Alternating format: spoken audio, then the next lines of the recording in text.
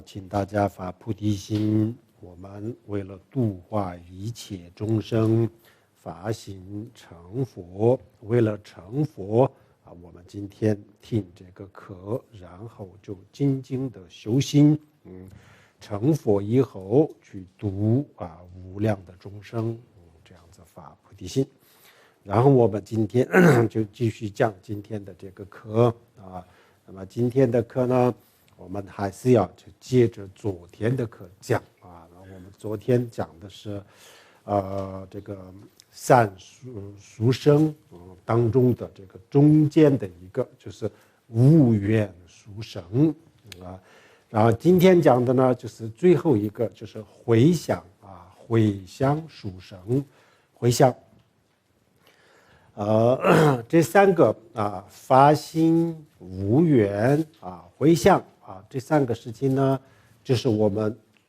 这个行善的过程当中这特别特别的重要。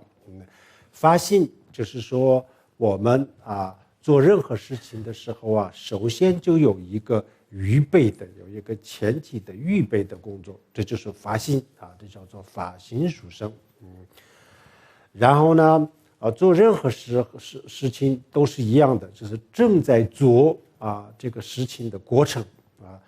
这个就是无缘。然后呢最后一个就是做完这件事情之后这个之后最后的工作最后的结尾的工作那这个就叫做发心这叫做这个回向。就这三个三个都是特别的重要，这两当中一个都不能缺少。这三个当中如果有一个如果比如说没有发心或者是没有回向或者中间的这一块不存在的话，那就这个我们的行善这个行善大做也好或者做任何事情都是不完整的，不完整不圆满。然后这三个都具备的话，那就不需要更多的了，就不会有第四殊生和五殊生这样子的，三殊生就够了，这里面全都包含了。所以这三个是特别的重要那么最后一个是什么呢？最后一个就是回向回向。那什么叫做回向呢？首先我们想了解一下什么叫做回向这回向这两个字的含义是什么我们首先去了解一下这个。然后这个回向呢，从印度的梵文梵文的这个字这个字义来说，这个梵文的这个词的词义来讲它有两个意思一个是转换把一个东西就是把某一个东西转换为另外一个东西，一个就是转换还有一个意思呢就是把这个某一件事情或者某一东西增长或者是扩大这样子两个意思然后呢回向就是正好就有这两个意思。比如说我们把念咒或者是这个磕头这样子的这个善这个善根如果我们不回向的话，那么它有可能是这个人天佛教也有可能是小乘，也有可能是大乘，都有可能。但是呢最后的这个回向就把这个最后的回向就把这个善根可以转换为本来不是大乘佛教的，现在就是通过回向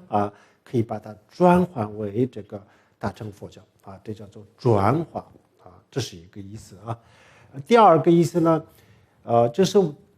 任何一个这个善根都是一样，我们把它回向了以后呢从此以后呢就是因为外在的这些很多东西都不会就破坏这个善根然后这个善根呢它就每一天每一个月每一年或者是时时刻刻都在增长这个善根它自己增长就有这两个意思。如果回向的话就有这两个意思不回向就没有这两层意思了。所以啊，这个就是在这个梵文里面呢，它就有这两个意思。然后这个翻译到这个藏文以后呢，翻译了藏文以后呢，这回向叫做木瓦木瓦是什么意思呢？木瓦就是给予的意思给予给予什么？给予谁呢？就是把我刚才这个所找的这个山根，就是给予，就是送给给予天下所有的众生就这个意思。藏文里面的意思就是这个给予我把这个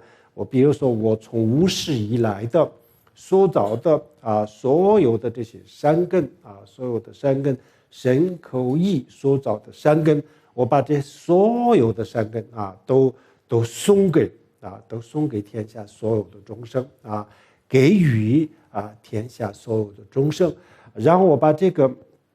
山根给予了众生以后呢，我就希望通过这个山根就能够所有众生都能够成佛这个山根的这个它的这个成熟的果报不要我一个人受这个果报，我要把这个果报分享给天下所有的众生就是这样子的意思。藏文里面就这样子意思。然后汉文里面呢，就是回向这两个字有两个不同的意思回就是回转回就是回转回转的意思。回转就是说，比如说他本来他的发心不太好，比如说无极的发心。我们前几天讲这个第一天讲发心的时候呢，有一个叫做无极的发心既不善又不恶这样子的无极的这个动机塑造出来的这个善根呢，它本来是不属于大乘也不属于小乘的但是呢最后的一个环节就是这个回向如果有回向的话，把这个通过回向可以把它回转本来是无极但是呢现在就是通过这个回向就把它回转回转到什么呢？回转到小乘佛教或者是大乘佛教或者人天佛教都可以的，这个看他怎么样回向就是把这个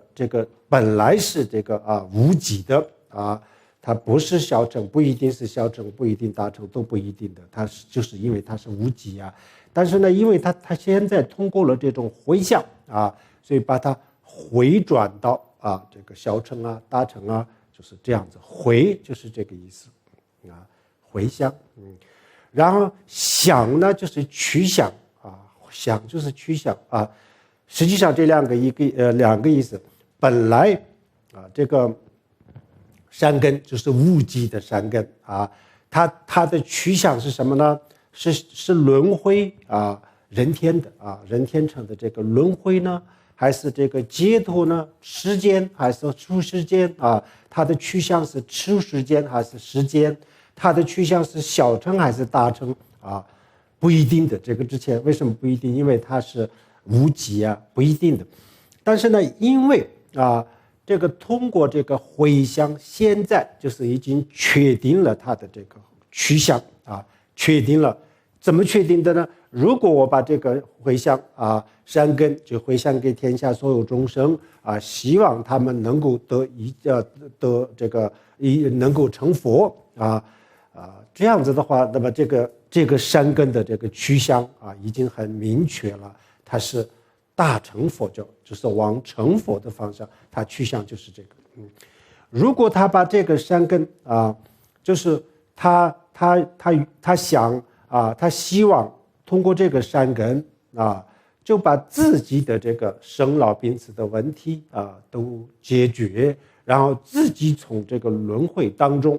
摆脱这样子的话，那么这个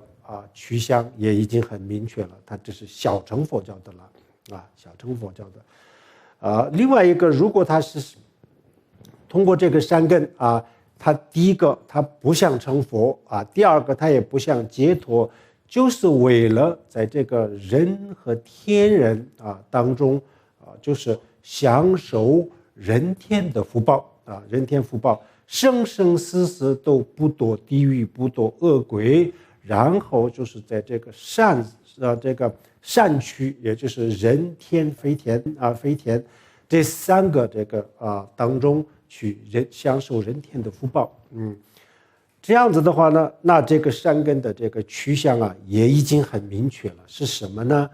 它的这个趋向就是人天佛教了啊，就人天佛教。所以这些善根的这个最终的趋向呢，就是要用这个回向来确定啊，回向来确定。这当中呢也有一个回转的这个意思，比如说它本来不是这个大乘佛教的这个善根啊，它一开始的时候呢没有这样子发心啊，但是后来这个比如说念经念完了以后呢，他才想到这个要回向，要回向到大乘佛教，回向自他一切众生成佛啊，就是回向为这个这样子的话呢，那本来这个之前他没有发心，但是呢，现在他把这个善根就是回转到这个大乘佛教了就是这个意思回向这两个字就是这样子的意思这是这个它的这个词义就是这样子这叫做回向。然后回向殊胜为什么叫做回向殊胜呢？这个回向为什么那么殊胜呢？如果没有回向的话，那我们比如说我们在没有回向的情况下我们的这个生造的、语造的、心造的这个功德无论是有多大都有可能某一种这个外在的因素被摧坏被摧坏就是被消灭本来是有很大的善根，但是呢，因为就是有另外一个这个外在的因素就把它摧毁了，从此以后也就是说没有这个善根了没有这个善根。善根可以这样子摧毁吗？可以的这个很公平的比如说罪过也是可以这样子被消灭的，被摧毁的什么样的情况下消灭呢？比如说我们之前有杀盗淫妄的非常非常严重的这个罪过但是呢后来我们就感觉到这个不对一定要这个忏悔，然后我们就用这个忏悔的法门像金刚萨埵的这个4个对治力这样子的修法去这个忏悔了以后呢，这个时候呢把这个罪业也就可以清净了清净的意思就是被摧毁了被破坏了，从此以后呢它就不起作用了它就已经毁掉，这个能力已经不存在了他就把他的这个能力就摧毁了。这个恶也是这样子罪也是这样子，罪过也是这样子那罪过摧毁罪过的这个力量是什么呢？力量那就是善的力量，善的力量去摧毁恶罪过这样子然后摧毁这个善的力量是什么呢？那就是罪过或者是其他的东西会摧毁的但是呢回向了以后呢一般都不会摧毁的不回向呢随时这个善根呢随时都没有的。比如说我们打字或者是在这个电脑里面呢打字呀，就输入了这个某一个这个数据然后不保存的话那就一会儿这个就有可能就丢失了，这个文件不存在了再打开的时候就已经没有了同样的这个我们这个回向呢就像保存一样保存了以后呢就是不会丢失的，除非是就是遇到了非常严重的这个病毒否则的话，一般的情况下都是不会丢失的。同样的，我们如果回向的话，在一般的情况下是不会丢失的。但是还说一个一般的情况还也许会不会有可能呢？还有一个问题呢，有一点点这个地方呢有一点点争论有一点点争议我觉得还没有彻底的决定这个问题，就有一点点争议。是什么争议呢？就是我们回向了以后呢，到底是不是非常非常的保险就是100%的保险？自从回向了以后呢，任何一个功德，任何一个善事都能够保存下来，都能够非常的安全吗？这个就是有一点点的问题似乎就是还是有一点点不安全那是最安全的是什么呢？最安全的是另外一种，这个我们等一会儿要讲另外一种比较特殊的这个回向这个回向就是通过这种回向的话，那就是在任何一个情况下都是非常非常非常的保险的就像苹果电脑一样，它是不怕病毒的就是完全是没有问题的但是另外一个这个回向呢，如果没有这种特殊的这个回向的话，那就一般的回向呢还是有一点点争议就是我们佛教界就有点争议。有些人说这个是不会这个被破坏的，有些人说可以破坏的，但我觉得可以破坏的这个有很多很多的证据的，这些证据我们今天不说那首先我们什么样的情况下什么样的情况下把我们的这个善根会毁掉呢？有四种条件或者是说4种因素会破坏我们的善根4种因素这个是没有回向的，或者是没有做特殊回向的这个善根呢，在4种因素、4种条件情况下会被破坏的。那这4种条件是什么呢？首先我们的回向心愿，人的心回向实际上就是一种心愿一种心愿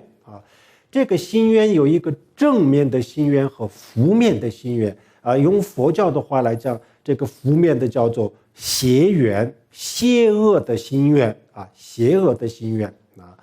那么什么样的叫做邪恶的心愿呢？比如说就是我为了我的仇人或者是害我的人就是为了这个人不健康不长寿这个不发财，一切都不顺利，就是为了这个为了达到这个目标，我去行善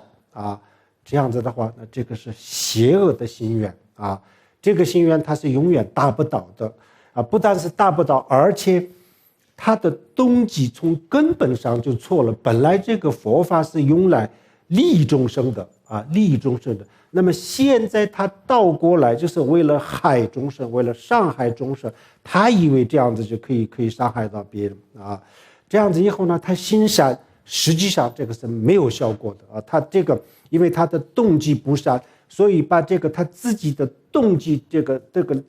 动机的这个力量，就当时就把这个善，就他实际上根本不是善这个的力量就取消了，他的心愿是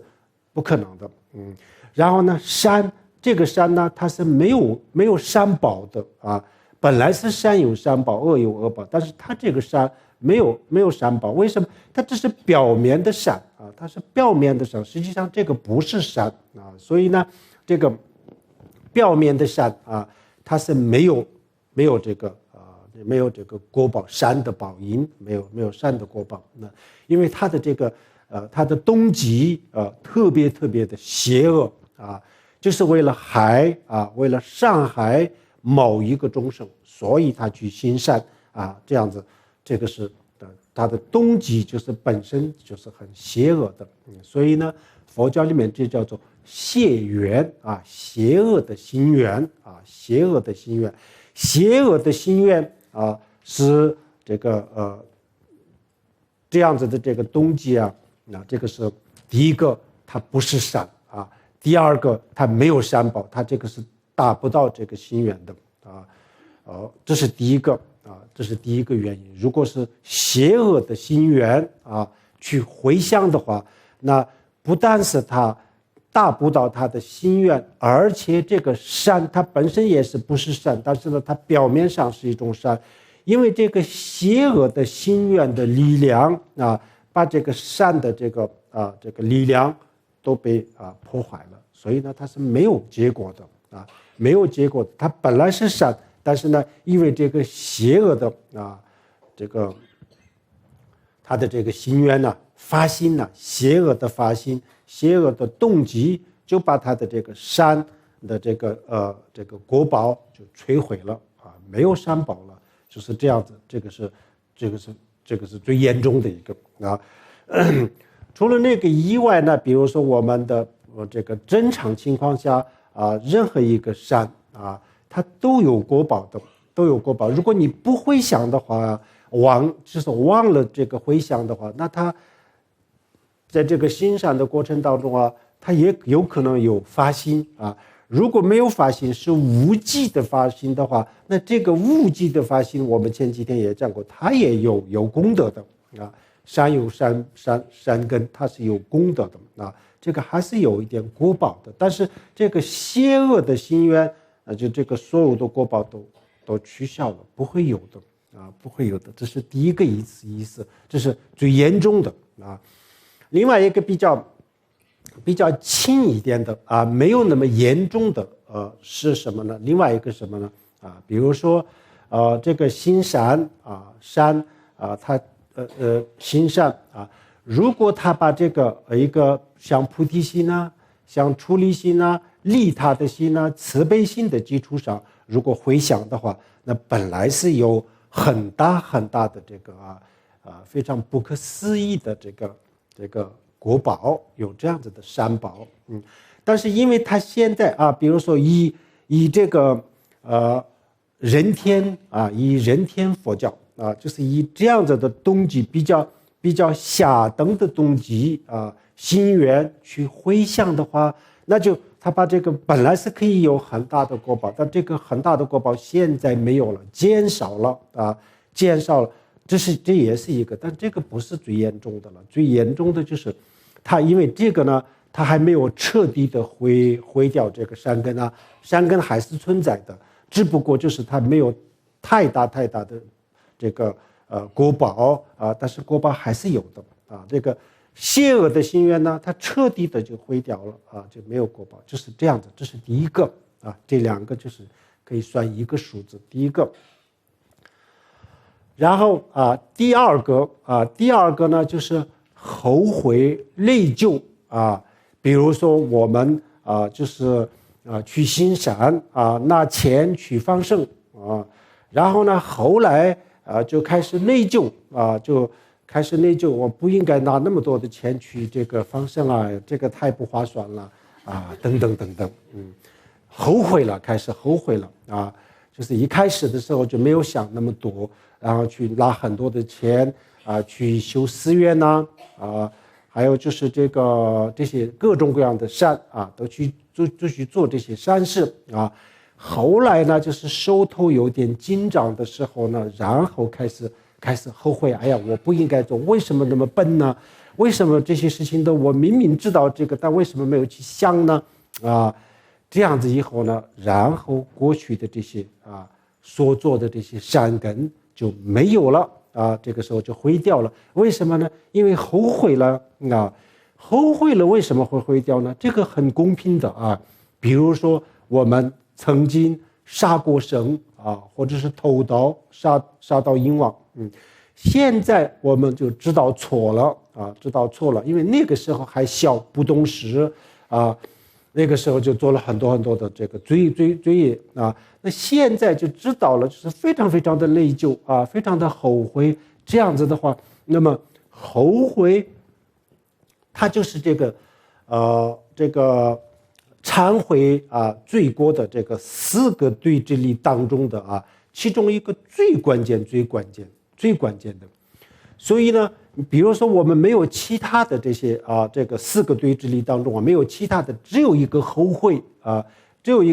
我们对过去的这个杀盗淫妄，现在发自内心的这个后悔，强烈的后悔的话，那仅仅是这个后悔的力量把过去的这些杀盗淫妄的罪过就已经降低了，已经清净的差不多了虽然不是完全的清净，如果要完全清净，那就还有其他的4个对治力当中还有其他的3个也需要的。但是呢，如果有这种后悔的话，那就是只有这个后悔也可以把这个过去的罪过就已经可以降到很小的程度了。那这很公平的罪过也是这样子然后呢，善也是这样，心善，我们对心善有这个内疚后悔的话，那他的这个功德也就一定会下降的一定会下降。如果严重的这个后悔的话，那就有可能几乎没有什么功德，都有可能这样子所以不能这样子我们心善心善，比如说过去就没有想那么多的情况下，一时冲动，然后呢捐了很多钱去修寺院、修塔或者放生等等反正做了很多善事。那现在就是没有钱了，紧张了，但是呢后悔不能后悔，因为后悔了这个不会回来，这钱也拿不回来，然后呢善根也就没有了这样子以后呢非常这个就多不划算了这个时候呢一定要忍住，就不要后悔就不要后悔如果不后悔的话呢，钱拿不回来，但是呢功德还是有的功德有的。如果后悔了，那钱根本后悔不后悔都拿不回来的功德也就没有，这样子非常的不划算所以呢这个时候不能这样子。那这个时候应该怎么做呢？这个时候我们要想到我把这个就是家里的比如说就老年人看病的钱或者是小孩上学的钱非常就对我们这个家庭来说，这个非常重要的钱都捐出去了这就是我有多大的这个发心呢我应该值得赞扬自己的赞扬自己，这叫做随喜应该随喜比如说我有这个几个亿几千万的身价，那我就10万20万100万捐了，这个就没有什么了不起的，没有什么了不起，因为对他来说这不是什么钱但是呢，像我这样子穷的人都把这个钱都捐出去了，那这个当然是有很大的这个功德呀。我现在虽然目前经济上遇到了困难，但是呢我这个勇气真的是很佩服的，我要佩服自己然后呢随喜这样子的话，那么我过去的这个善根它不但是没有，而且会更加的增长，这叫做随喜我们曾经有意的无意的反正所造的这些善根我们现在应该随喜不要后悔，不能后悔，后悔了那就这个毁掉了然后呢过去所造的这个罪业无论是大的小的有意的无意的主动的或者是被动的，这所有的罪过现在不要去随喜不要去随喜，先不要这个对罪过不能去随喜。什么叫做随喜罪过呢？比如说我那个时候呢，我去骗钱，骗了很多的这个钱然后呢，现在就是心里也就想起来的时候，就有一点点高兴，应该的我多有本事呀，多能干呢这种叫做对罪过的这个随喜对罪过随喜的话，那就这个罪过就更加的严重了更加的严重所以这个我们对罪过呢要有后悔啊，对善就不能有后悔。如果对善行善有后悔的话，那就会毁掉的。这个都一样的，这很公平，这都是自然的规律啊，这叫做自然的规律，所以都是很公平的。如果是不是自然的规律，是一种人为的话，那就是我们比如说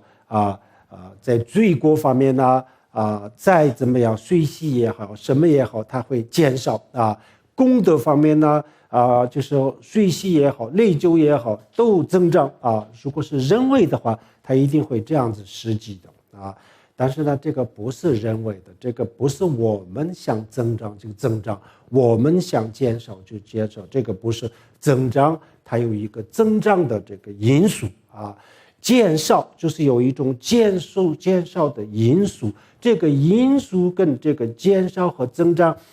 当中有一个自然的因果的规律啊，有一个因果的关系。这个因果的关系呢，不是释迦牟尼佛创造的，这个就叫做自然的规律，这就是一种自然的规律。比如说我们外在的这个大自然啊，它的春夏秋冬等等的，这也有这个各种各样的这个变化。这个变化呢，也不是我们想变就变，想不变就不变，它有一个自己的本身的一个这个客观的这个因素啊。然后我们内在的精神啊也是一样，在精神世界当中啊，也有一个这样子的这个它的自己的一个过程，这也就是一种因果，这也是自然的规律。所以呢这个很公平的，我们对善如果这个随喜，那它也会增长对恶随喜它也会增长然后呢对善对恶对罪过后悔它就会减少对这个善对善这个后悔的话，它也会减少降低它的这个功德能力，都是一样的道理所以呢这个我们就是已经找的这些这个善无论是一个什么样的条件下，迷信的条件下也好，知心的情况下也好，反正我们所找的所有的善都是好事至少它是好事，所以值得高兴值得随喜，而不能内疚这样子。如果内疚的话，这就会毁掉的会毁掉。这是第二个这个毁掉善根的因素这是第二。然后第三就是炫耀自己做的这些功德这个不能炫耀的大家一定要注意我们平时就是在这个世俗的生活当中，大家已经习惯了炫耀攀比这些都是在我们日常生活当中我们的大家现在就是对于一个我们普通的人来说，这是一个非常非常正常的心理现象大家都在攀比，大家都在炫耀，这样子比都在比较但是功德就不能这样子功德我们所做的功德不能这么炫耀什么叫做功德炫耀呢？比如说我修完无家行了然后就觉得我很了不起我们有10个人当中只有我一个人修完了，其他人都还没有修完这个时候呢，我给大家说我就是很有面子然后就我把无家行修完了给大家就天天宣传我的这个无家行修完了或者是自己捐钱修庙修学校或者是这个放生，这样子的话，曾经捐过多少钱的话，那就经常去炫耀向人炫耀宣传给大家都是没有必要的时候都说我捐了多少钱做了多少的功德这样子以后呢，觉得就是觉得自己很有面子，很了不起就是这样子。我们每一个人都是很空虚的呀，心里非常的空虚，所以这些东西来填充这个空虚的部分啊。如果我们的内心当中有功德装得满满的话，那就不会空虚，不会用这种方式来给自己找一些满足感，这个不需要的啊。但是呢，我们现在每个人的这个内心很空虚的时候呢，因为这些什么样的东西都可以作为让我就这个给我一些这个满足感或者成就感这个是一种心理空虚的极度的一种空虚的表现但是这个不能这样子，佛教徒一定要知道，心里再空虚也好，再怎么样也好，其他的比如说我们世俗的房子呀、车子呀、钱呐，这些也是最好不要这个去炫耀攀比。但是如果实在是炫耀攀比的话，那想炫耀想攀比的话，那就大家炫耀去但是这个功德就不能炫耀了。比如说我们有一个车子高级轿车有别墅炫耀，这个因为炫耀就这个别墅就没有了吗？不会的因为炫耀这个钱就没有了吗？也不会的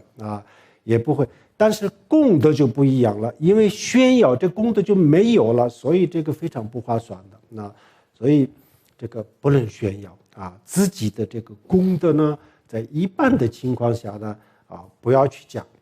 不要去讲，不要炫耀。但是是不是一定要不能讲呢？这个也不是这样子这也是一种极端，也不是这样。比如说有人问你有没有捐钱有没有这个发菩提心有没有证悟了文这些的时候呢然后如果你没有这种炫耀什么攀比这样没有这种意思的话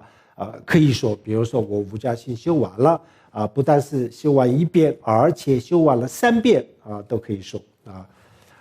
还有一个呢，比如说就是为了鼓励别人为了鼓励别人别人没有问我有没有修无家心，但是呢我就给大家说我把无家心都修完了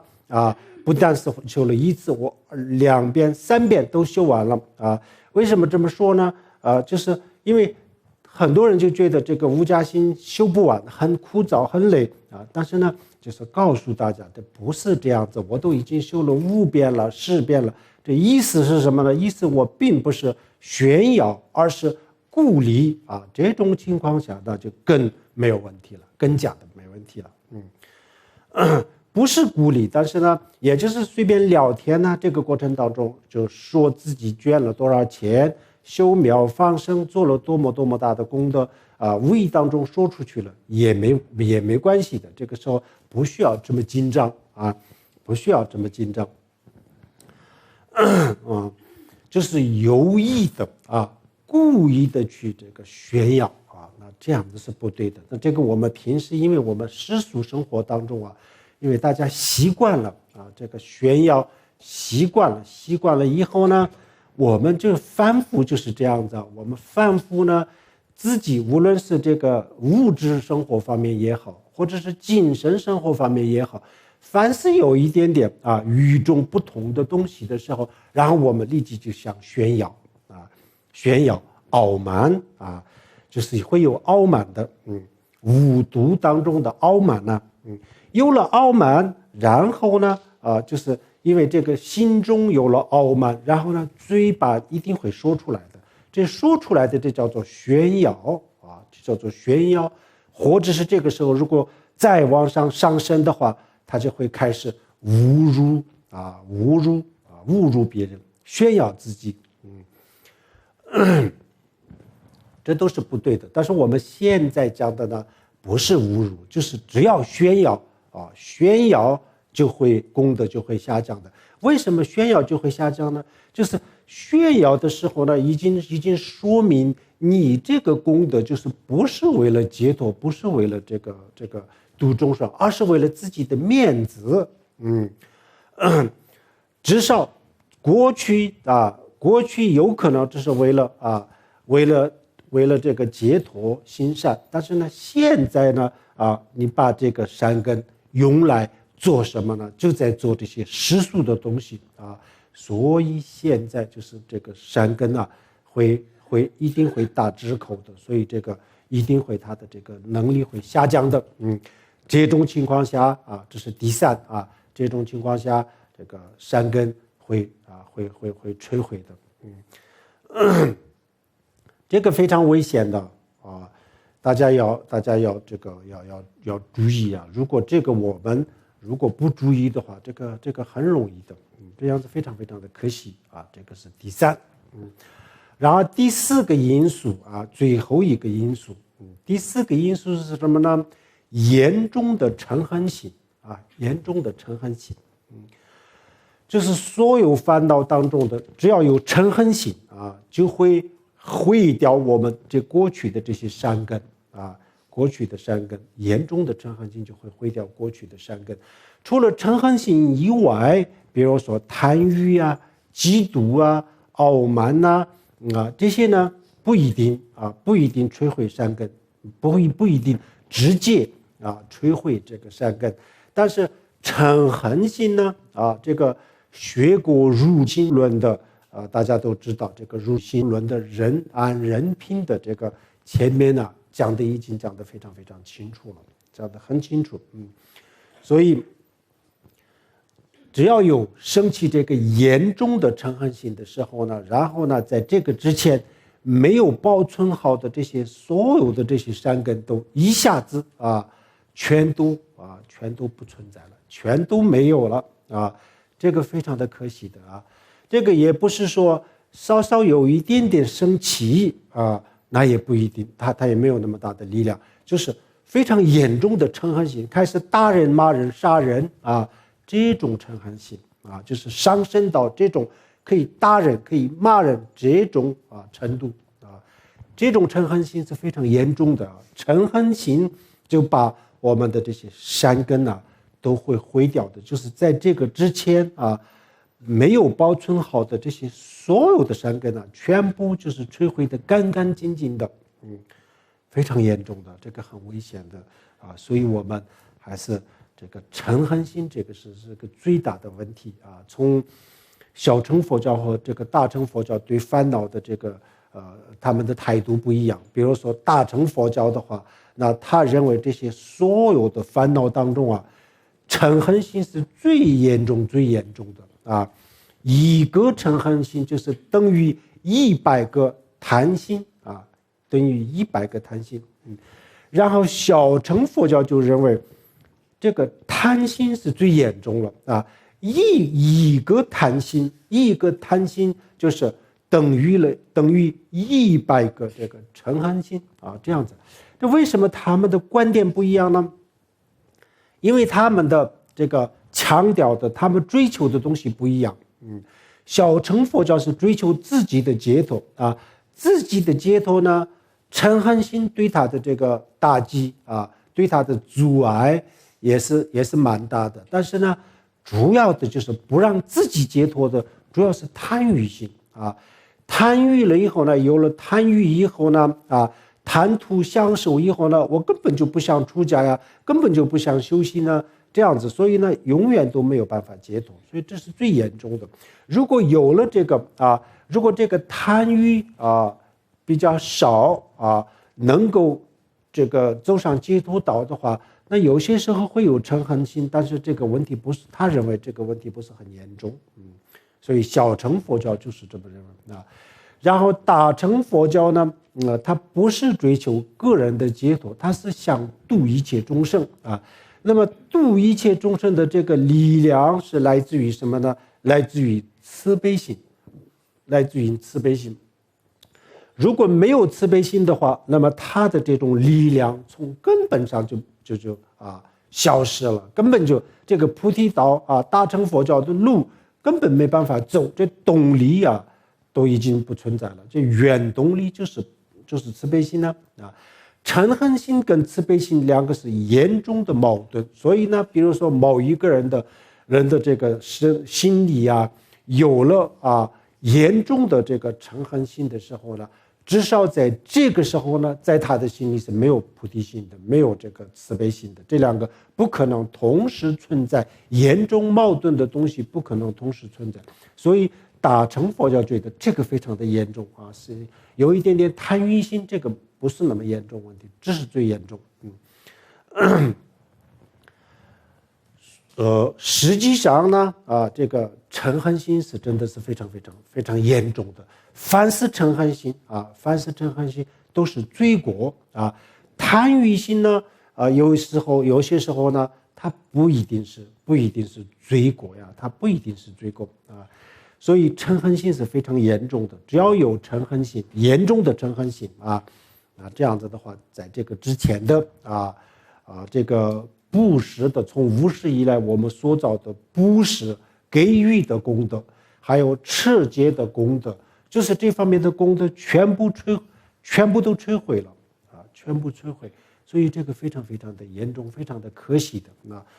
所以我们一定要这个有这个嗔恨心嗔恨心这个冒出来的时候呢，一定要想办法要控制住它。但是这个说起来容易，实际上这个没有那么简单。大家都知道不能嗔恨，不能有嗔恨心这个不但是佛教念世俗的伦理道德这样子的，这个从这个层面来讲从人道的层面来讲，打人骂人都不对的打人骂人呢，这个动力就是嗔恨心，所以呢，不能打人的话，那就是不能有这个嗔恨心那大家都懂但是这个不太容易控制，尤其是就是面对一些逆境的时候呢，然后比如说有人骂我呀有人打我呀，有人不公平的这个态度来对待我呀侮辱呀，这些时候呢，我虽然知道这嗔恨心是不对的，但是控制不住，这我们都是一样。那什么样的情况下可以？这个有没有什么办法呢？有办法办法什么？长期的休息长期的训练长期的训练，到时候面对这些问题的时候呢，然后非常顺利的、非常成功的控制住自己的心态。平时我们不训练通常都不训练就是面对这些问题的时候呢，然后这个时候想控制自己的情绪，这不可能，一定会失败的。这些时候我们已经没有能力去控制自己的情绪所以要长时间的修行很重要。所以佛教呢把自己的这个修行就当做一个非常非常重要的事情。就像比如说基督教也有这样子的很多的宗教呢，它本来就是这方面的这些修行呢，这都不多的，没有太多的修行。所以呢，但是他还是劝人向善所以他要去做一些这些慈善公益他去做一些这些事情。佛教也重视就是这个六般若蜜六度里面呢，布施就是第一，这个很重要。佛教也就让我们去鼓励我们去做这些事情，公益慈善都应该去做。但是呢，佛教更重视的是什么呢？个人的修行。个人的修行就通过这种修行，当我自己的修行达到一定的这个程度的时候呢，然后我再投入到这种利他的这个行业当中，这样子的话，那我这个工作做的一定会非常非常好做得非常的完美，非常的好。这个时候我真正的有能力去做这个利他的这个工作。但是我如果把我自己的心还没有调整好心还没有调整好的时候呢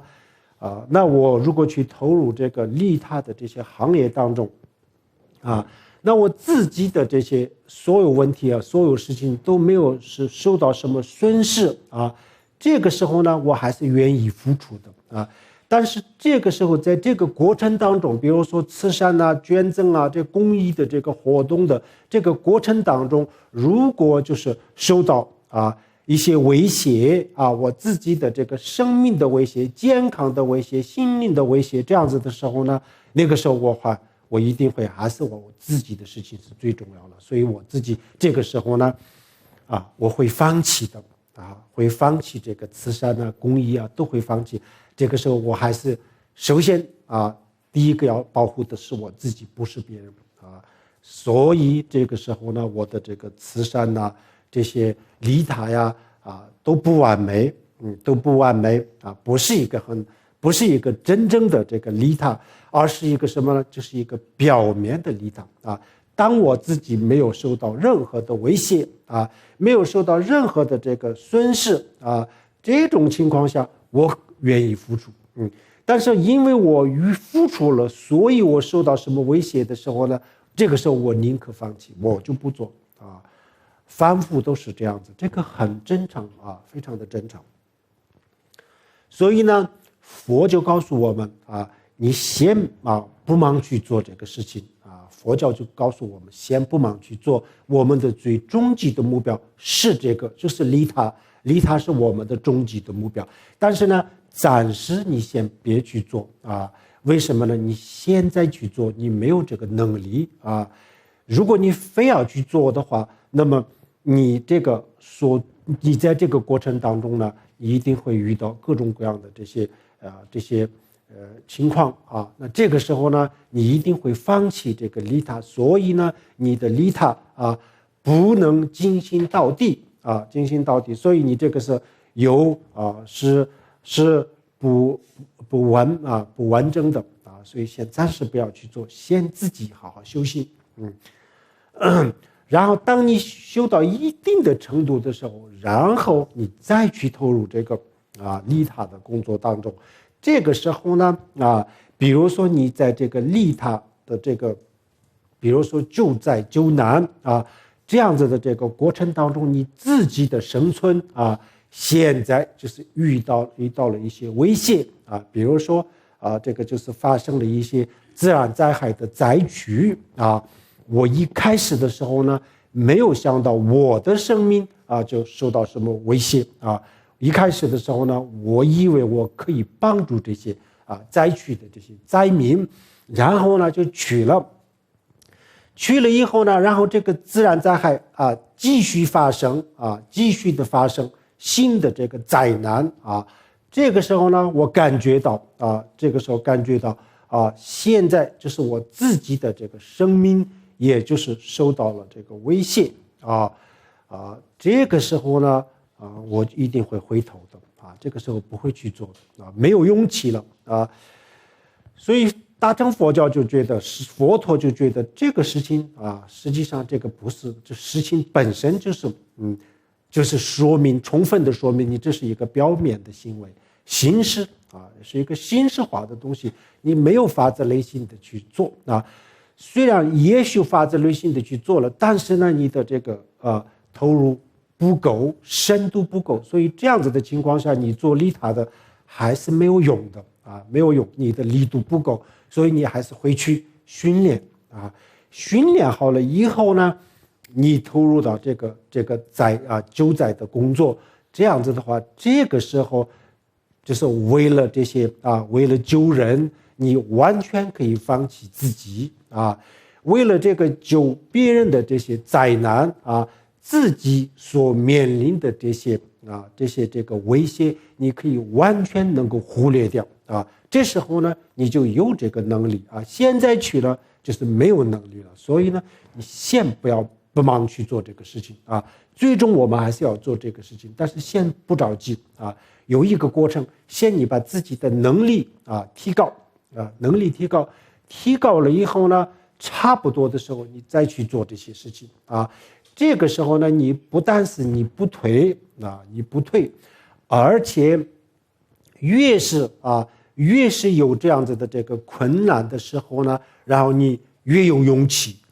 然后呢，越是有困难的时候，你愿意付出的话，那么这个功德就是越大这时候呢，这个你所面临的这种威胁，不但是没有阻碍你的修行，它反而就是成为一个你的这个顺缘你的一种这个成熟一个发展的一个动力这个时候呢，才真正的你可以投入到利他的行业当中。所以实际上我们佛教都这样子他不怎么赞成一开始就去利他这个是没有能力的。当然比如说我们自己现在是一个刚刚学大乘佛教的人。那么在这个同时，比如说我们在我们自己的范围内就是做一点点这个利他的事情。比如说我们发现一些这个流浪狗、流浪猫这样子的时候呢，就是在我自己的能力的范围当中尽量的比如说去做一个动物的这个收容所，把这个全部收到一起这个不可能太多，但是呢，就至少10个、20个、100个这个就是解决他们的这个问题像这样子。还有就是在不影响自己的这个生活的基本的这个条件这种情况下，然后呢，我们可以去捐钱做一点好事。这些我们现在就可以做为什么呢？这个不需要什么训练，这个本来就是都不会给我带来什么很大的打击这个很大的这个本来就没有什么影响的所以这个我们现在可以去做。这个就是，但是呢，如果把这个利他的事业要做到底、精心到底的话，那首先必须要自己训练没有训练这个做不到的。所以呢，佛就是不怎么赞成一开始就去就是放弃自己的修行放弃自己的修行，一开始去做利他，这个表面上是非常非常的好，实际上是这个没有真正的这个意义，它没有真正的意义，因为这个做不好的，任何人都做不好的。所以还是这个还是首先是要把自己的这个力量要提高一点这个特别的重要这很重要。但是每个人的根基不一样，有些人特别有慈悲心，因为是他有上意识因为他的上意识，也有可能他是一个佛菩萨的化身再来的也有可能如果不是化身，那也就是完全有可能他是上意识或者是多世累劫当中修了慈悲心。所以这一生当中呢，虽然没有太多的修，但是他就自然就有一个非常强烈的菩提心菩提心不一定慈悲心、爱心那就是可以做很多的这个善事也有这样子的，也有就佛教里面也有外道，或者比如像基督教里面也有比如说像基督教里面特蕾莎修女，对，这个非常了不起的一个修女她不是佛教徒，但是呢，她已经超过了我们很多的这个佛教徒特别了不起的。还有很多这样子的人这些人呢，我们不能说因为他没有修行所以他做的不好不可以这样子说他是有他也不一定没有修行他也有可能有修行，但是呢，他的这个修行呢，我有可能是这一生有可能是上一生，都有可能但是在一般的情况下呢，我们先要把自己的文字修做好做好了以后呢，然后再去利他这个是非常的这个合理的比如说一个人看到很多的病人他想解决，他非常的想解决这些病人的这个病痛苦那这个时候呢，他首先要去做什么呢？首先要去学医他先去学医，所以暂时就只能放弃这些人先放一下然后我先去学医如果这个时候说我现在就不放弃，我现在就要去这个帮助他们，我现在就要给他们治病这个表面上非常好这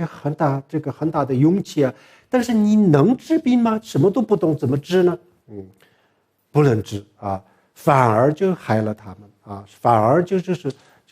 提早结束他们的生命，所以这个不成功的，表面上看起来非常好，实际上不成功的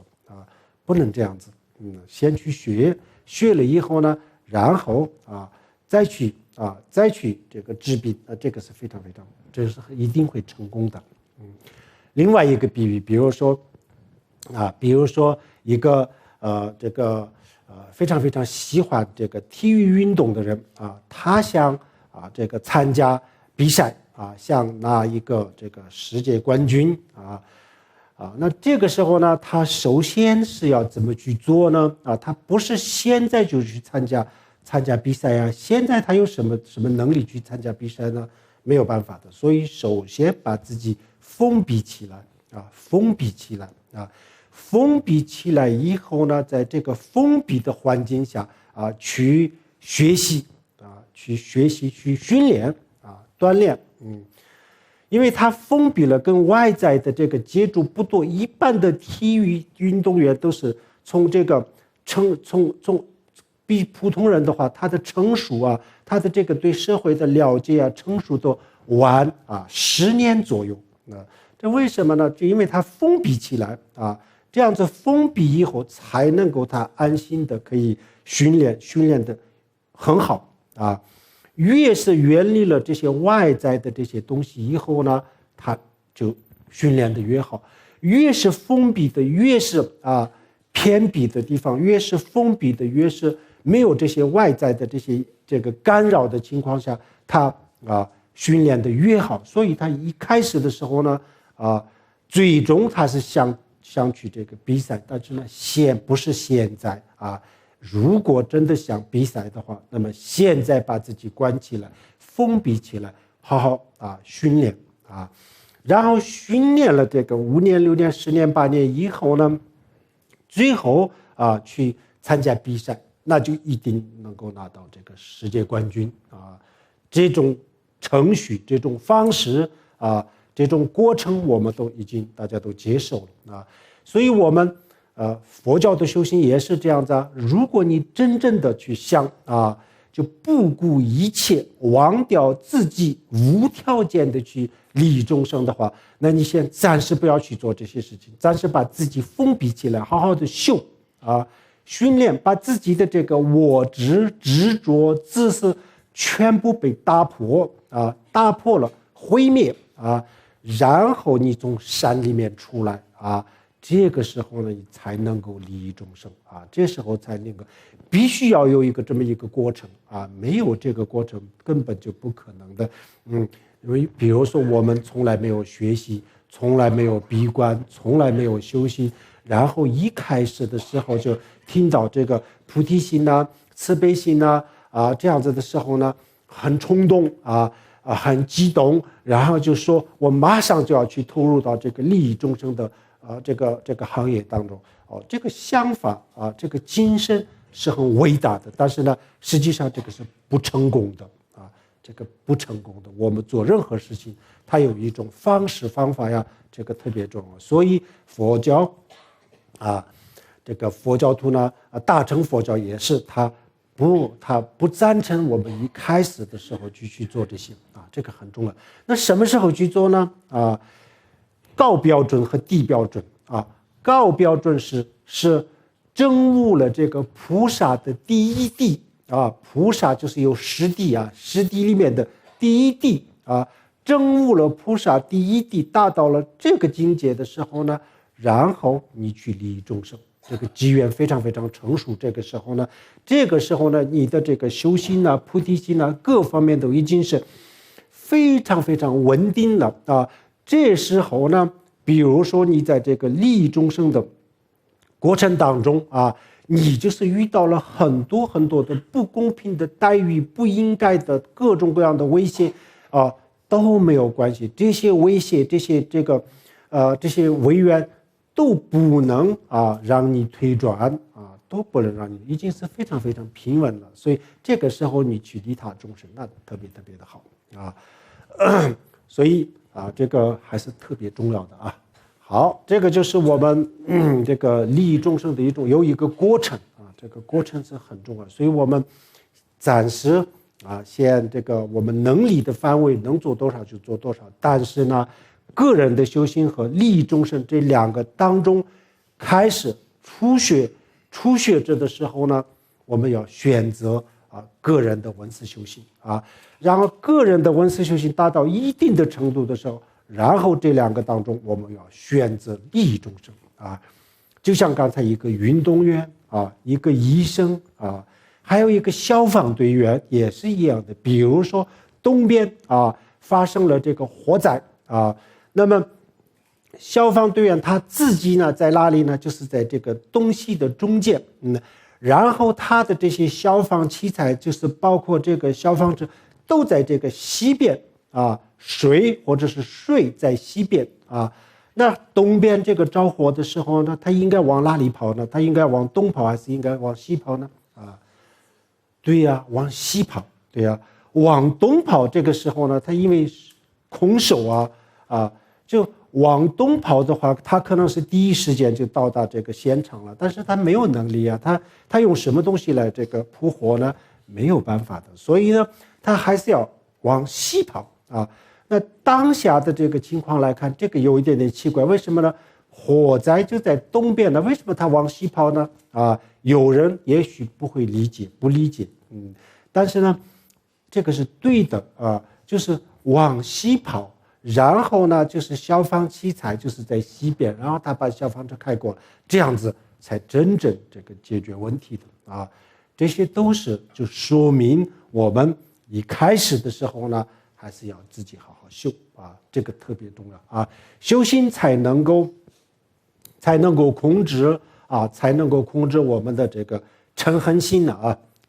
如果嗔恨心不能控制的话，那我们在这个之前的这些都会毁掉的，所以这个特别的重要，要长期修心，修慈悲心很重要啊。好，这4个呢，我们讲的这4个是就当我们还没有这个回想的时候呢，善根非常非常的脆弱，非常非常的容易这个摧毁什么样的东西来摧毁呢？就这4个就是这个意思。这是为什么要回想就是这是其中一个原因然后我们现在就讲这个到底什么是回向回向它的本质是什么回向的本质是什么呢？首先，回向它是一种心愿一种愿望一种心愿但是回向和心愿这两个呢也可以分开讲的稍微这个里面呢稍微有一点点不一样的地方，但是呢简单的说回向就是一种心愿自己的一种心愿一种愿望什么样的心愿呢也可以说是一种心愿，也可以说是一种分享，也可以说是一种给予，这些我们都已经讲过了那实际上它是一种心愿比如说我们打坐打了1个小时然后呢结束的时候呢，然后我们可以肯定这1个小时当中我打坐一定会有很大的这个福报很大的善根这一点是可以肯定的那么善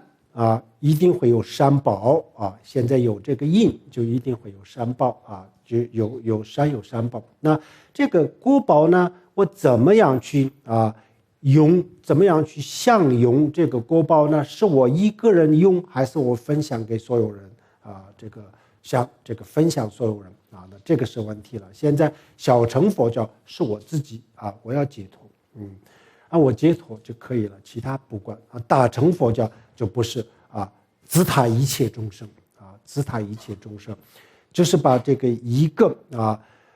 这一座当中所修的这个善根我就是发自内心的希望以我的这个功德能够天下所有的众生都能够成佛这是一个。还有再具体一点的话，也可以这样子就是因为这个善根因为这个善根的力量我为了度一切众生，我立即就成佛，或者是我快速迅速的成佛可以这样子。为什么呢？我迅速的成佛，我成佛是为什么？实际上就是为了度众生实际上这个就是更实际一点，更现实一点比如说我把我的善根回向给天下所有众生，这个希望天下所有众生都能够这个成佛，这个心愿是非常好的。但是呢，天下所有众生能不能因为我的这个善根就成佛呢？这个很难但是如果我说我就是以这个功德啊为度化一切众生，我要就迅速的成佛啊，这样子的话，这个我就肯定是可以成佛的，而且会很快就成佛的，因为这个善根的力量。然后我的我这种回向呢啊，从表面上看起来就是回向了自己了啊，没有回向给所有人，就回向自己了。但是实际上这个不是自己，我为什么要成佛呢？我成佛就是为了度众生啊，成佛就比如说刚才这个医生啊，表面上他看他自己在这个学医啊，他自己在学医是为了他自己的这个知识啊，但是实际上不是呀，他为什么要学呢？他就是为了救人啊，就这样子的道理，这两个都可以的。平时我们可以这样子发愿啊，就是我啊以此功德，还有我们可以这么说，过去的善啊功德，现在的功德，还有未来的功德也是可以回向的啊，未来的功德也是可以这个回向的。这个就像我们去贷款买房子一样，我现在没有那么多的钱，但是呢我可以贷啊，未来慢慢的还啊。就这样子，我们现在就是我没有那么多的善根，但是呢，我现在把我将来这个塑造的所有的善根，我现在也就把它搞定。什么搞定呢？就是这个是他的心智是什么呢？这是成佛的啊，成佛的啊。比如说我未来的这个20年当中，每一个月的我的工资里面的这个3000块钱。是买房子的啊，这样子以后呢，就慢慢的可以还了。现在没有那么多的钱，但可以这么做啊。一样的，我们就是说，我现在没有这么多的这个善根，但是呢，我未来塑造的一切善根，我现在就回向啊，所有都不是我自己的，而是我要分享给天下所有的众生啊。然后第一个。天下所有众生，我希望他们能够成佛。还有一个就是更快速的、更迅速的，我自己快速的成佛啊，这样子，这个心愿，这样子发心心愿发这样子的心愿啊，这叫做回向啊，实际上这叫做回向。那我们刚才讲到了这个回向跟心愿也可以分开，有一点点不一样。什么不一样呢？比如说我平时我没有什么善根没有什么善根，这是我自己心里发一个好心发一种心愿，我心愿但愿所有众生都不痛苦，远离一切痛苦，快速成佛。这样子比如说我们见到这个佛像很有价值的佛像，或者是我们到达某一个这个圣地这样子的时候，我们都应该这样子发心但是这个是没有付出的东西，我只是发一个心，这是一个心愿而已这叫做心愿然后回向是什么呢？回向也是心愿，但是呢有一个不一样呢，就是我还是有一点点东西我就是想把这个善根让我快速成佛，这个善根让天下所有众生快速成佛。就是有这样子一个善根，有善根和没有善根的区别有善根可以回向，这叫做回向没有善根的时候呢，这就是仅仅是一个心愿仅仅是一种心愿回向也是心愿，但是呢，它有一个东西，它有一点点善根是可以作为它的这个资本就是有资本另外那个是没有资本，我只是心里想想而已这个但是这个也有很大的功德的这叫做回向这样子，这是回向的本质是这样子，大家听清楚了回向的本质就这样。如果是我们之前讲的这个人天佛教的回向的话，那应该是什么样子呢？比如说他捐赠了，他修学校了这个修这个免费的养老院等等或者是修塔修庙或者是帮助人，反正就是行善之后然后就想以这个功德我能够生生死死不堕地狱，不堕畜生，不堕恶鬼，然后我回到这个人间或者在天人当中生生死死能够过幸福的生活身体健康，心情愉快，有很多很多的钱等等这样子就可以了这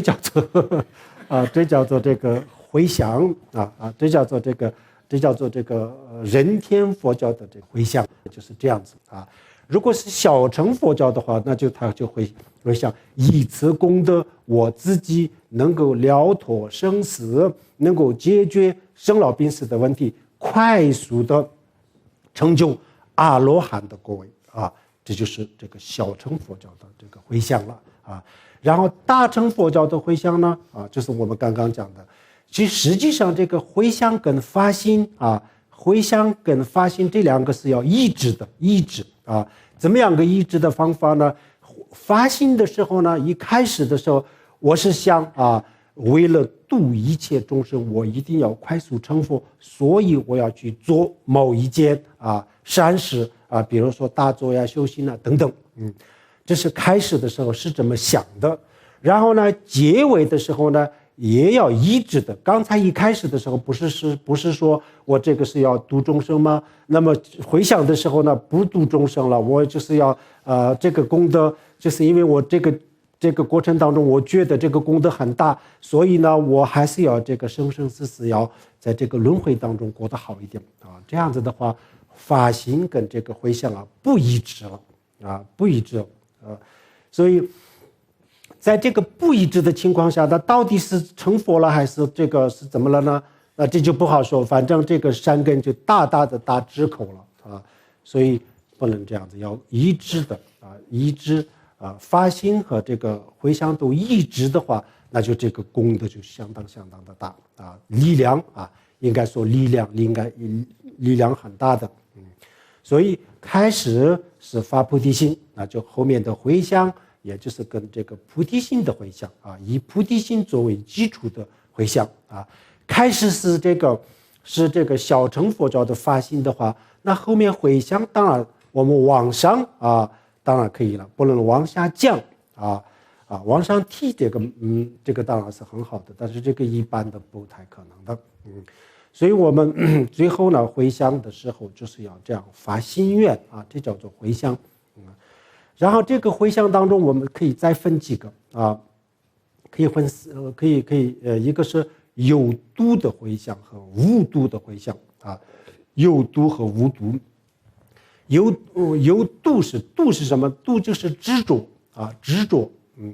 执着了以后呢，比如说我们昨天讲的这个无缘证悟空性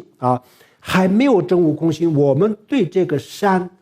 有执着还没有证悟这个三论体空我们对善根，对我自己对这个回向的对方都有执着，把这些东西这些人或者这些善都当作是一个真实不虚的这个真实的东西的话，那就这个叫做执着，我们的回向就有执着了，这就叫做有度的这个回向了有度的回向比如说某一种食物它吃起来很香很甜，但是呢里面就有各种各样的化学的成分一样这就叫做有毒食物一样。实际上释迦牟尼佛早就知道我们的这些化学的这些食物，所以叫做有毒食物，这叫做有毒的食物然后这些有毒的食物吃起来的时候呢香但是呢有后果有严重的后果。所以这个我们把这个善根回向执着的话，那有执着的话，那就会变成什么呢？那就变成这个轮回之因轮回的因。轮回呢，从这个比如说人和天人从表面上看就是幸福的，但是呢人天都有生老病死的痛苦呀。如果我们把这个善根这样子执着的话，那这个是有后果的，就是这叫做有度的回向实际上就是有执着的回向然后第二是无度的回向无度的回向是什么呢？就是没有执着的回向啊，没有执着回向，就像我们昨天讲的，这实际上就昨天讲的这个空心啊。当我们回想的时候，回想者是我自己啊，所回想的东西呢啊，就是善啊，然后呢，回想的对方呢啊，所有的众生啊，所有众生啊，这叫做三论啊，这三个叫三论。然后我把这三个都啊，我精通或者我证悟了，这三个都是如幻如梦啊，都是如幻如梦，都是虚拟的，都是虚幻的，就像我们昨天讲的，就像是梦里面的世界一样，这没有什么真实的东西。精通了这个啊，再回想的话，那就这才是真正的这个无度的回想啊。这个无度回想当中呢，我们可以分三种无度回想啊。我们实际上我们要去做这个无度的回想，那我们怎么做呢？啊，有三种方法啊。第一个最上等的、最理想的、最完美的是什么呢？就像我们昨天讲的一样，证悟空性的人啊，证悟大圆满也好，证悟大受因也好，证悟了这个明心见性啊，禅宗讲的明心见性，实际上都是一样的。证悟了以后呢，然后他心啊，完全可以安住在这个证悟的这个境界当中，然后同时他的这个心的这个现象啊，就变成了这种回向的心愿啊，也就是说啊，也准确的说，他一方面可以安住在这个空性当中，另一方面呢，他可以去发这个愿。这个我们看起来在我们的眼里啊，心目当中啊，这就是一个矛盾的东西，但是我们的感官，包括我们的感官思维当中，很多都是矛盾的东西。如果这本书存在，那怎么可能是虚幻呢？啊，如果虚幻，那怎么可能是存在呢？我们把这些东西都是在我们的概念当中啊，都是不可能的啊，都是矛盾的啊。但是实际上，这些我们的这个思维当中不可能的这些东西，实际上都是可能的，所以这是最好的啊。但是这个呢，就像禅宗说的一样，这个是不离文字啊，如人饮水，冷暖自知。到时候大家证悟了以后呢，你们才发现原来这个是可以的啊，只能这样子。我们现在用我们的语言讲，就只能这么讲，这个没办法，就是没办法讲啊，没办法讲。这不仅仅是这个空心呢，比如说这个蜂蜜的味道啊，蜂蜜的味道，我们要真实的要讲出来的话，这个很难啊，讲不出来的，没办法讲的啊。只要如果他自己就是之前啊吃过蜂蜜，然后就很简单，我们说甜的就完了，一个字就可以解决了。但是如果他从来没有吃过甜的，根本就不知道什么叫做甜，那就是我们用了几千万个词汇，最后还是说不清楚的啊。所以这个空心呢，因为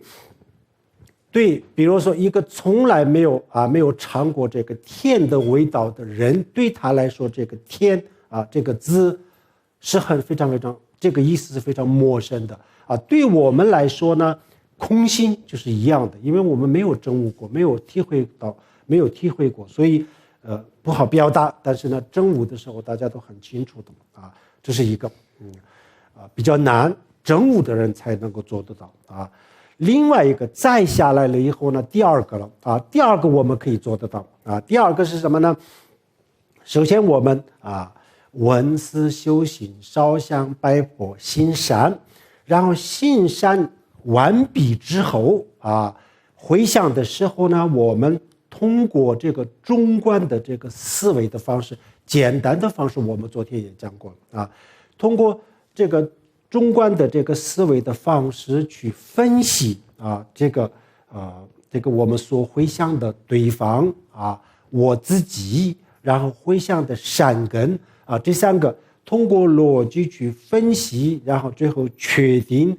这都是实际上都是这个虚假的，不存在的不存在那么你们一定会说，如果不存在，那它为什么如果山都是我们现在做的这个山根是虚假的、虚拟的，不存在，那这个不是意味着这个没有因果了吗？是呀，没有因果了啊。那么既然没有因果了，那我们回向的是什么东西呢？你们一定会这么想啊，这就是矛盾了。回向的是什么？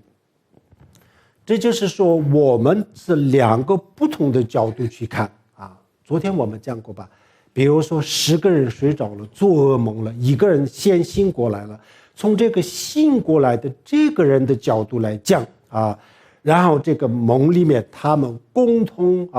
看到的这些梦里面见到过的这些非常恐惧的东西都是不存在的，从他的角度讲啊。但是另外的9个人的角度去讲的话，那都是真实的，非常的真实的啊，就是这样两个不同的。那这个当中呢，实际上谁说的是真，谁的这个观点啊，谁的感受是正确的呢？然后这个时候我们就会说啊，这个醒过来的这个人的他的这个观点啊，他的感受是对的啊，他的是对的，因为另外9个人呢，就是因为他做梦睡着了，如果他们没有睡着的话，他们不会有这些梦里面看到的一切，所以我们这个时候会这么说啊，会这么说。同样的，我们就是没有因果和有因果啊，空和不空都是这样子啊。实际上这两个空和不空当中，实际上谁的是对的呢？实际上是佛菩萨的是对的啊。非常简单，比如说用我们的肉眼看这个佛像啊，它是一个静止的一个一动不动的一个金属啊，这里面没有任何的这个运动的东西。然后用我们的肉眼看，它是一个这个密度非常非常高的一个这样子的物体啊。但是呢，用显微镜看的话，这里面没有任何东西是静止的，而且没有这个都是用这个有空间，有很大很大空间的。这时候呢谁说的是对的呢？两个不同的结论，一个是显微镜的结论，一个是我自己的眼睛的结论，或者是我左眼就用肉眼看，右眼就用显微镜看，那我一个人就得到了2个完全不同的结论。那我谁说的对？我左眼是正确还是右眼是正确的？这个时候只能说我左眼看到的是不对，是幻觉啊。那么我右眼看到的是对的啊，是显微镜，因为它用了显微镜，借助显微镜的力量，它的是对的啊。那么这里到底有没有一个这个静止的这个没有这个空间，没有这个空隙然后没有任何空间的一个这样子的实心的这样子的金属物到底在不在呢？我的右眼看到有一个这样子东西左眼这个时候我只能承认这个不在因为我的右眼看的用显微镜看的时候，它不是这样子实际上不是。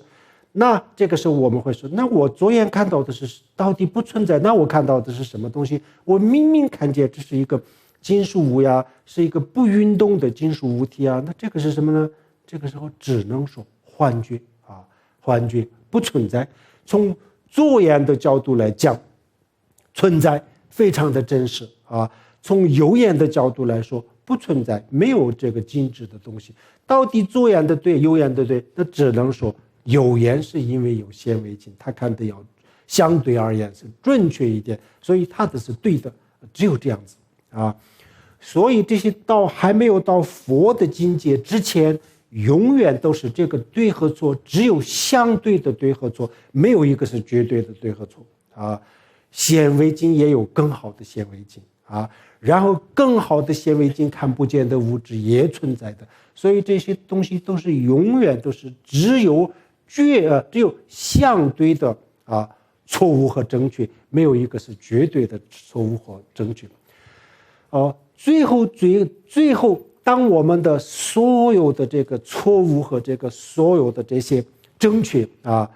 我们心目当中的所有正确和所有这个错误都没有的时候呢，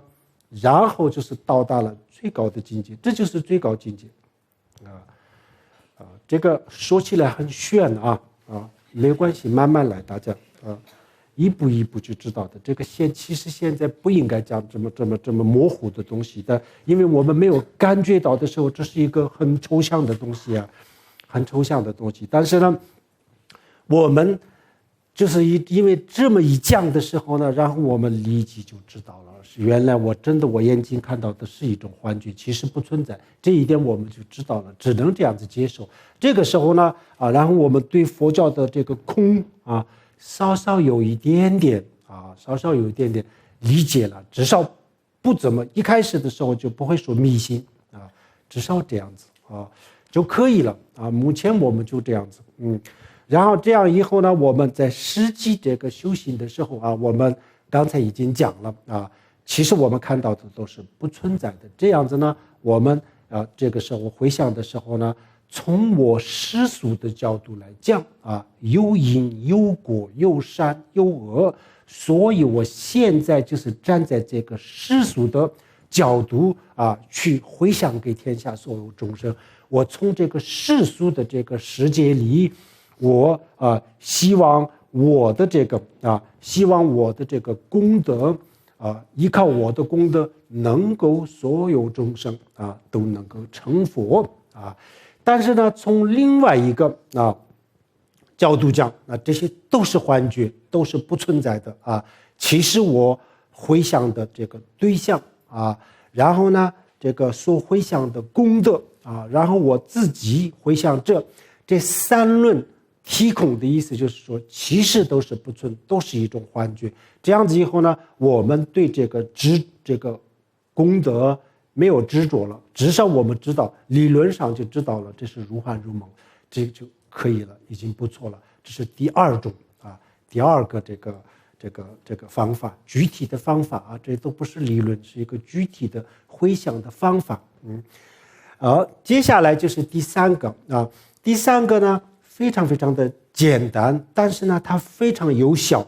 非常效率非常的高但是呢，方法非常的简单。那所以当我们还没有证悟之前呢，我们还是选择这个第三个是最踏实的。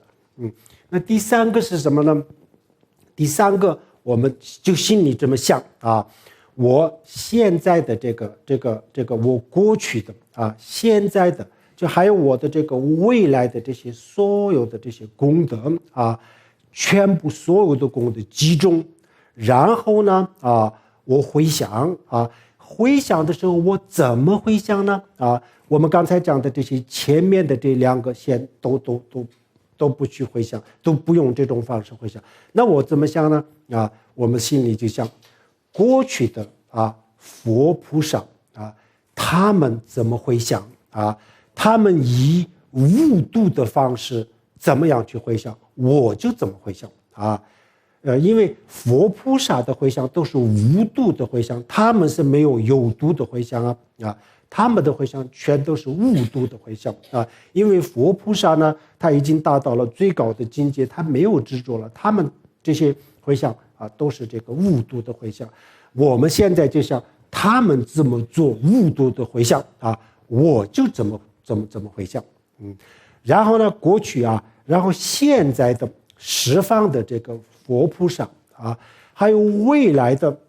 佛菩萨，他们怎么样做无度的回向我就怎么做这个回向这样子就可以了。我们虽然没有证悟，还没有证悟空性都没有，但是呢，以这种方式去回想的话，这个完全可以达到这个佛菩萨的无度的这个回向的效果这个不是我说的这个佛经里面讲得很清楚的，这个是非常非常有用的所以这个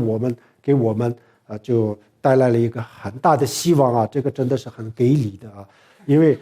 如果没有这样子，我们一定要让我们自己去证悟的话，那这个还多难呢？这种证悟我们什么时候才能够做？很难的。但是因为现在我们不需要了，就反正就佛菩萨他们怎么做无度的回向，我就怎么做无度回向那就翻过来问我们，他们怎么做无度回向呢？这个我不知道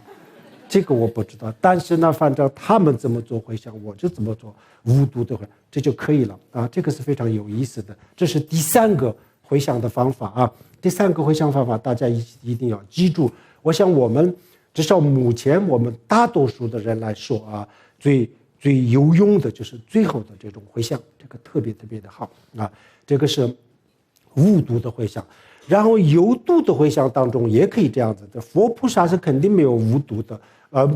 有毒的啊，肯定是没有有毒的啊。但是他们的都是无毒的，所以呢，我们凡是我自己的善根，就是用这种形式、这种方式去回向的话，都变成了无毒的回向了啊！因为他们的这佛菩萨回向当中没有有毒的回向，所以我们这样子回向都成为这个无毒的回向，非常非常有意思的。我们只有暂时这样子啊，然后呢，慢慢的我们自己就证悟了空性以后呢就不需要这样子，自己可以回向自己可以做这些回向，这样子的时候呢那就特别的有意思，就是以自己的力量去直接回向，这就更有意思了这个就是具体的我们做回向的方法就是这样子，回向的方法这样子有毒的无毒的回向的方法这样子。然后这个回向呢，回向了以后呢，它的这个力量，它的结果是什么呢？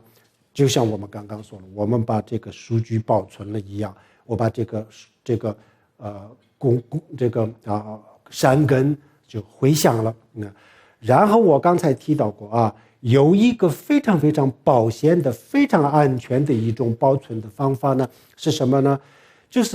就在这个如幻如梦当中回向的，就是证悟空性当中回向的这些善根呢，这些善根是任何一个这个外缘都是不能摧毁的，这是我们佛教界公认的了。这种回向呢是非常的这个保险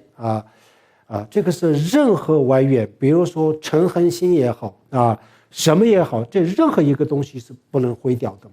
不能毁掉这个证悟空性的这种回向。那我们现在虽然没有证悟空性，但是呢，我们刚才这种第三个这种回向的方式呢，等于就是佛菩萨的无毒的回向，它有这个作用呢这个就是意味着我们以这种方式，第三个这个回向的方式回向的话，那就是我们的这个所有的所回向的这些功德以后是非常的保险非常的保险，然后呢，任何情况下都不会毁掉的这是非常非常有意思。不但是不会毁掉不仅仅是一种保存的方式，而且我们回向了以后呢，然后这个功德就增长时时刻刻都会增长的，这功德就越来越大这个特别特别的有意思的，一定要做好回向，这很重要我们平时我们行善又不发心又不专心然后又不回向这样子的这个善这样子的善根，所有的这种善根都叫做它的这个善的果报都叫做这个不定的果报，不一定的也许以后有这个有果报也许就是摧毁了就没有果报，或者是很长很长时间，这个从时间的角度来说，什么时候有这个果报都不好说的所以这个回向是特别有意思的然后呢，以菩提心的基础上，以慈悲心的基础上回向就是刚才我们讲的，比如说这个善无论是大小都有一个果都有一个善的这个果报。那么这个果报成熟的时候呢，我就不愿意我一个人去享受这个果报。那么我现在呢，就是想分享给天下所有的这个众生这样子我们越这样子回向那然后我们的这个善根呢越会增长，然后这个所分享的人越多，然后这个功德就越大大家不要这样子以为，比如说啊，我们平时在现实生活当中，如果我有100块钱啊，那我这个不能给的，给了我自己就没有了。100块钱当中，我把这个100块钱啊分了10个人，那我自己就只有10块钱了啊，这不能给的，给了就我自己没有了啊。如果要给的话，如果要想分的话，也不能分太多的人啊，不能分给这个人越多，那我自己剩下的就越少啊。如果一定要分的话，那就分2个人啊，那我50你50，我得的还是比较多。如果分了再多的人，那就我自己的这个就是越来越少啊。但是这个回向呢，它也是一种分享啊，也是一种给予，但是这2个完全是倒过来的啊，就是回向呢，把我的功德分享啊。分享的时候呢，我分享给10个人的功德和分享给100人的功德就不一样了。分享给100个人的话，那我的功德就不但是没有减少，而且就更大了啊，更增长了。所以就是我们最后呢，就是回向给天下所有众生的话，那这个功德是变成无量的啊。所以我们的这个四无量心啊，慈悲喜舍四无量心，为什么叫四无量心呢？因为它的这个针对的这个对象啊，众生是无量的啊，它没有一个特定的，就是无量的，所以它的功德也是无量的。所以我们不要以为啊，就是因为我们世俗当中、生活当中的东西分了就越来越少，他不要以为这种方式去思考这个自己的功德，那不是这样子。功德越回向，而且分享给越多的人，自己的功德就越会增长啊。所以这些都是大乘佛教的这个一些诀窍啊。为什么这个功德分给越多的人，我的功德越大呢？因为功德分享就是给予。那么从功德的角度来说，比如说我10块钱从物质的角度来讲，我分给了10个人的话，那我自己只剩下1块钱了。但是从功德的角度来讲比如说我们刚才2个人分的话，我还是有5块钱，从物质的角度来讲还是比较划算。但是呢，从功德的角度来讲，分了10个人的话，那我还是关心了10个人帮助10个人的帮助了10个人，所以这个功德，当然帮助1个人和帮助10个人的功德，这个肯定是帮助10个人的功德大呀。那帮助了无数个人，这样无量的人的话，那这功德也是无量的。这原理就是这个所以我们每一次行善的时候，这个善它也许不是很多，不是很伟大，但是发心和回向很伟大开始的时候也就是想为了一切众生最后的时候呢，也就分享给天下所有众生。这个精神这种奉献的精神是非常非常伟大的，所以它的功德是非常伟大这个功德增长是这样子的原因这就是我们回向功德的方法然后回向功德的时候，我们要念什么样的这个仪轨呢？需不需要念什么经呢？要念普贤行愿品普贤行愿品，就如果有时间把全部念完，如果没有时间的话，那就是其中有这个2个偈子，有8句话文殊舍利勇猛者，从这个地方开始8句2个偈子这个龙树菩萨就是说这2个偈子呢，就是这个整个普贤行愿品的精华所有普贤行愿品当中的精华都在这个两句话。其实这个2句话讲的是什么呢？什么意思呢？就是说文殊菩萨还有普贤菩萨他们怎么回向，我就怎么回向，这个意思呀，意思就这个意思。还有就是过去未来这个现在的这个善识的佛他们认为那一种回向是最殊胜的回向他们认为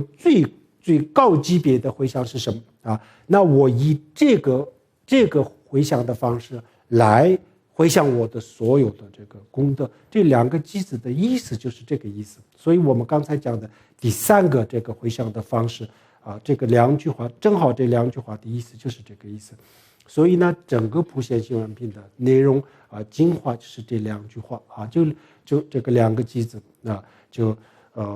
念这个认真的去诵这两个句子，然后呢就是我们刚才讲的这种第三个回向的方法去回向，那这个就是一个非常完整的一个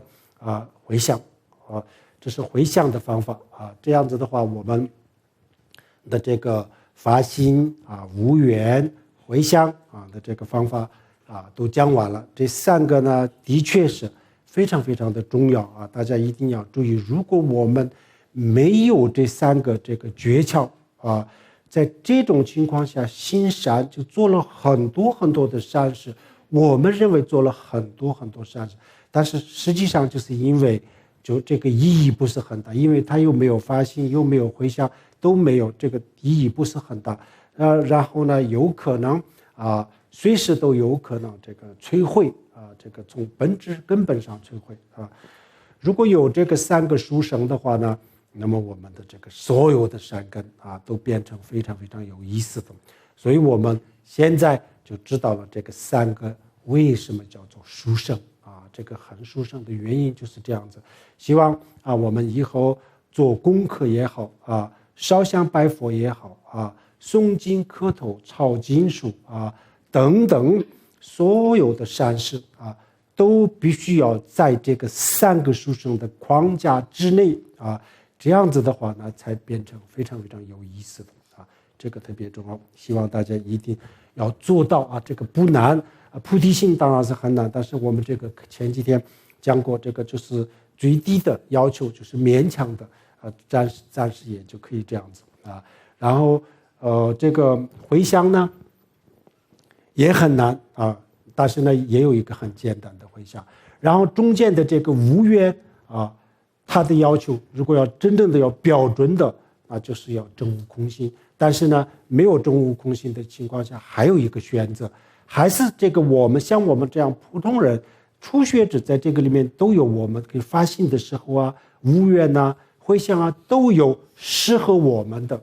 回向，适合我们的发心希望大家认真的去这个要落实这个特别重要。好，我们现在回向，大家都知道怎么做回向了以后呢随时或者是每一次这个回向的时候就是要按照我们今天讲的这个三种这个回向的其中一个其中任何一个都可以来回向这样子呢就很圆满的回向了。Sonum de Tantra Zurbani Domini Pijana Baji Kirgana Jivalon Japa Chibin Zolin Joa Jo Om Ahom Banzirangar Pamasada Om Ahom Banzirangar Pamasada Om Ahom Banzirangar Pamasada